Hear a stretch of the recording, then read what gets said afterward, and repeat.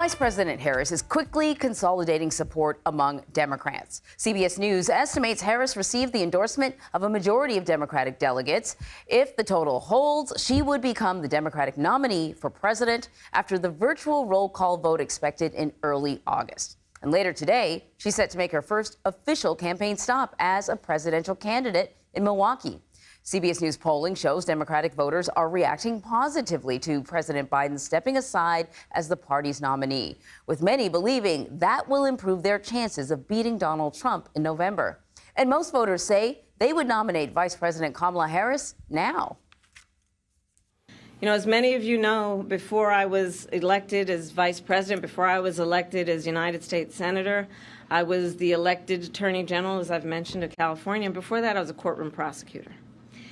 In those roles, I took on perpetrators of all kinds. Predators who abused women. Fraudsters who ripped off consumers. Cheaters who broke the rules for their own gain. So hear me when I say, I know Donald Trump's type. We are also learning President Biden will be back in the White House today for the first time since testing positive for COVID-19 last week and announcing his withdrawal from the presidential race. And in his first remarks since dropping out, Biden called in to a meeting with the vice president to thank staff and pledge his support. The name has changed at the top of the ticket, but the mission hasn't changed at all. And by the way, I'm not going anywhere. I'm going to be out there in the campaign with her, with Kamala. I'm going to be working like hell, both as a sitting president, getting legislation passed, as well as in campaigning. So we have team coverage of this race with our CBS News campaign reporters. Torian Small is in Washington following Donald Trump's movements. But let's start things off with Aaron Navarro, who's following the Harris campaign from Wilmington, Delaware. All right, Aaron, so Harris is going to be holding her first rally in Milwaukee today since becoming the front runner for the party. Why is she heading there? What can we expect? Good morning, Anne-Marie. Wisconsin is a crucial state in that blue wall that Democrats need to keep the White House. And I want to continue off that sound that you played of Vice President Harris. Her visit to Milwaukee comes on the heels of the Republican National Convention, and we're expected to hear Harris talk about the contrast between Donald Trump, who she claims and argues is looking towards the past, and herself as she presents a forward-looking agenda. But this is just her fifth visit to the critical blue wall state this year. And a lot of Democratic leaders, Governor Evers, Senator Tammy Baldwin, who's up for re-election, will also be at the rally.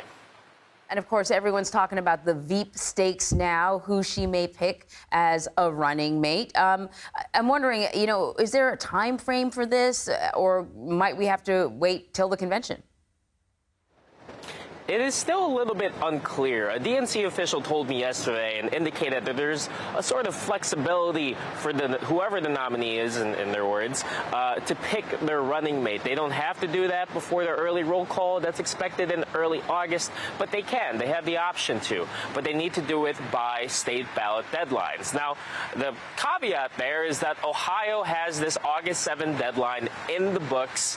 I've reached out to the Harris campaign and the DNC for clarification on if they're going to follow that deadline or look past it and potentially face potential litigation.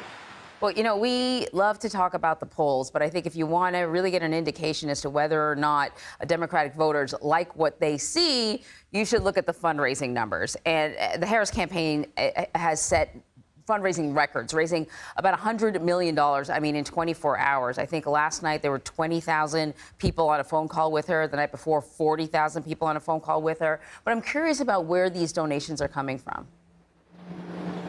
It truly is an astronomical number, especially considering it was just Sunday afternoon when all of this started.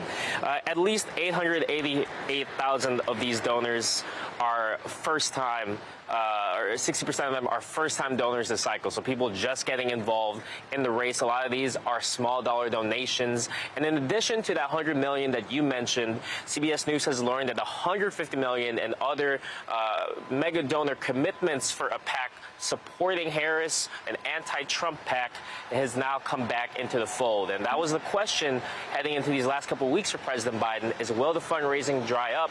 With Harris's entry into the race, that seems to be the opposite of the case. It certainly does, Aaron. And what's great about these small donor donations is they can keep donating, unlike sort of the big check cutters. Thank you very much.